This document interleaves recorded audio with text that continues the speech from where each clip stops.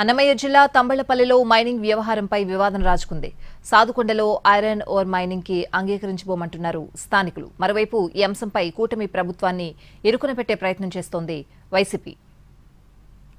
అన్నమయ్య జిల్లా తంబళ్లపల్లెలో ప్రముఖ పుణ్యక్షేత్రం మల్లయ్యకొండపై మైనింగ్ వివాదం చెలరేగింది. మల్లయ్యకొండల సమూహంలోని సాదుకొండలో ఐరన్ ఓర్ అన్వేషణకు ప్రభుత్వం చర్యలు చేపట్టింది. అయితే దీనిపై స్థానికులతో పాటు భక్తుల నుంచి తీవ్ర అభ్యంతరం వ్యక్తమవుతుంది. కొండల్లో మైనింగ్ ను ఎట్టి పరిస్థితుల్లోనూ అనుమతించబోమంటున్నారు స్థానికులు. తంబళ్లపల్లె సమీపంలోని మల్లయ్యకొండల సమూహంలో సాదుకొండ, ఇనుముకొండ, మల్లయ్యకొండ ఉన్నాయి. ఇవి 6079 హెక్టార్లలో విస్తరించి ఉన్నాయి. 1893లోని బ్రిటిష్ ప్రభుత్వం ఈ ప్రాంతాన్ని రిజర్వ్ ఫారెస్ట్గా ప్రకటించింది. మల్లయ్యకొండపై పురాతన మల్లికార్జున స్వామి ఆలయం ఉంది. భక్తులు నిత్యం అక్కడికి వెళ్లి స్వామివారిని కొలుస్తుంటారు.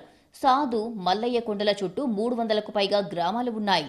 వ్యవసాయమే ప్రధాన జీవనాధారంగా ఉన్న ఈ ప్రాంతంలో మైనింగ్ చేపడితే భూగర్భ జలాలు దెబ్బతింటాయని, పర్యావరణానికి తీవ్ర నష్టం వాటిల్లుతుందని స్థానికులు చెబుతున్నారు.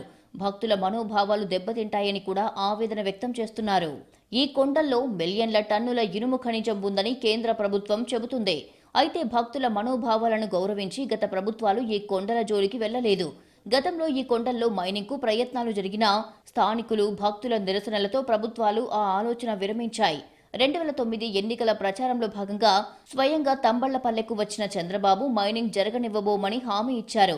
గతేడాది నవంబర్ 27న సాదుకొండలో 900 హెక్టార్లు, శివపురం పరిధిలో 626 హెక్టార్లలో ఐరన్ ఓర్ పరిశోధన కోసం బిడ్లను ఆహ్వానించింది కూటమి ప్రభుత్వం. ఈ ఏడాది జనవరి 16న టెండర్ల ప్రక్రియ ముగిసింది.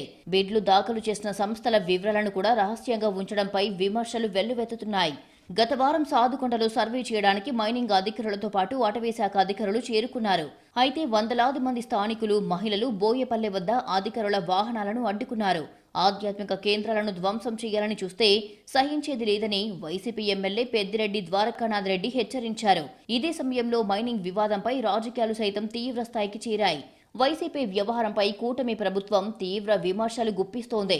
ఇక్కడ ఎలాంటి ఇబ్బందులు లేకపోయినా, ప్రజల నుండి వ్యతిరేకత లేకపోయినా వైసీపీ కావాలనే వివాదం సృష్టిస్తుందని ఆరోపిస్తుంది.